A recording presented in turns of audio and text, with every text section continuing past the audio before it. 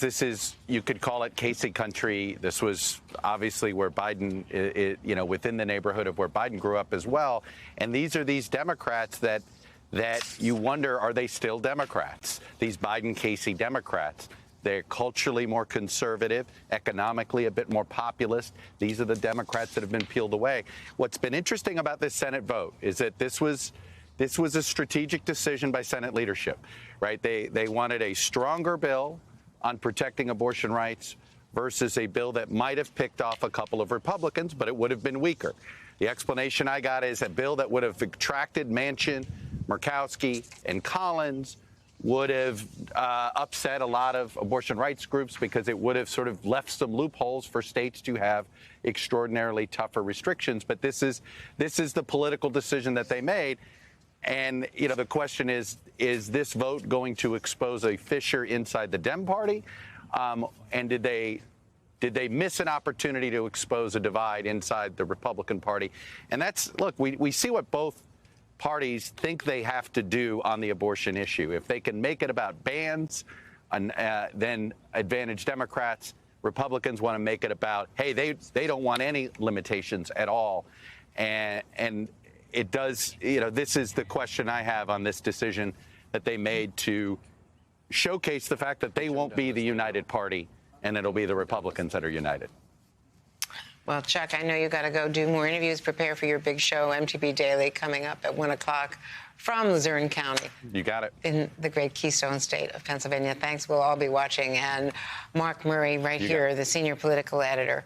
Let's talk about the abortion factor, but also talk about these key tests of Donald Trump today. West Virginia, Nebraska. Let's go from Bob Casey country to Trump country. And, Andrew, we're going to get two more tests in Nebraska as well as in West Virginia. In Nebraska, the former president has endorsed Charles Herbster, a businessman. And this is a three-way contest that people have told me is a jump ball among any of the three. And the other candidates are Jim Pillen, who's endorsed by outgoing governor and term limited Governor Pete Ricketts, as well as Brett Lindstrom, a state senator who has the backing of Omaha's mayor. And Donald Trump has really tried to get his candidate who really more typifies him, and as he's trying to mold the party in his own image. And in West Virginia, we see the former president taking the side of the candidate who was against the bipartisan infrastructure bill, who's against the January 6th independent commission on the vote earlier last year. And so on all these key issues, we're really trying to see the former president, Donald Trump, say, this is my guy. But, Andrea, as we go through these primaries and even the ones later this month, it's not a done deal. The president is probably going to have a couple of losses in his column. And, Vaughn Hilliard, in West Virginia, that's also, of course, one of the issues there is that Joe Manchin did cut an ad for a Republican Congress member, which, raises all kinds of questions about what he's going to do in the future. Right, and it speaks to David McKinley's tenure here in West Virginia. I mean, to give you an idea, he was first elected to the state legislature in West Virginia in this area back in 1980, serving as a public servant for more than 4 decades now. And when you look at this new congressional district, it essentially encompasses all of where McKinley previously served. And just about half of Alex Mooney's old district is incorporated into this new district. So when you look at this on paper, David McKinley should run away with this. And if you also take into account that Alex Mooney is currently being investigated for misuse of tens of thousands of dollars of campaign funds by the Office of Congressional Ethics here, you'd think Alex Mooney would be tucked away in the corner. But that's not the case. And why is that, Andrea? It's because Donald Trump has endorsed him. And we were actually just over in neighboring Pennsylvania on Friday night for the rally in which Donald Trump was supporting Mehmet Oz. But also there was Alex Mooney, who took to that podium. And this is really that effort by the former president to systematically purge individuals who he deems as not being sufficiently loyal to him. David McKinley, that local Republican here, who he's trying to oust from this congressional district, he voted to certify the 2020 election results. He voted for that independent January 6th commission. He voted for the bipartisan infrastructure package. And while he'll tell you that he voted with Donald Trump 92% of the time, all it takes to get the ire of Donald Trump is a couple of those key votes. And that is now where Alex Mooney finds himself in the driver's seat here as the polls are just a few hours from closing. Wow. Well, that brings me, of course, to Michael Steele. Of course, the former Republican national chairman of the party used to know and lead. So, Michael, How important? Well, we don't know yet. We'll know a lot more maybe tonight. Certainly a lot more after the Pennsylvania vote as well, right? Yeah, I kind of take a different approach to all of this.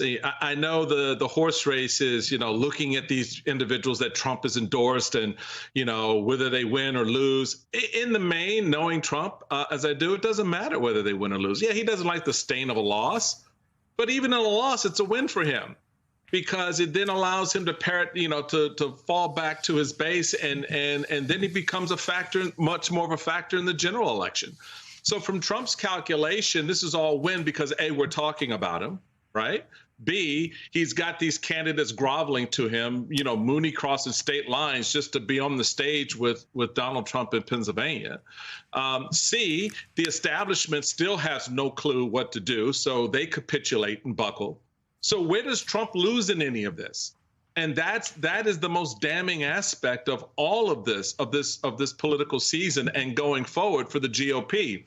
Mitch McConnell, like many Republicans in Washington who still speak in hushed tones when Donald Trump's name comes up, are frustrated as hell about the fact that you've got these candidates winning these primaries that are likely going to go down to defeat in particularly close races in places like Pennsylvania and Arizona and Georgia that become much more problematic for the longer term effort of trying to get back the House and the Senate to set up 2024 a little bit better.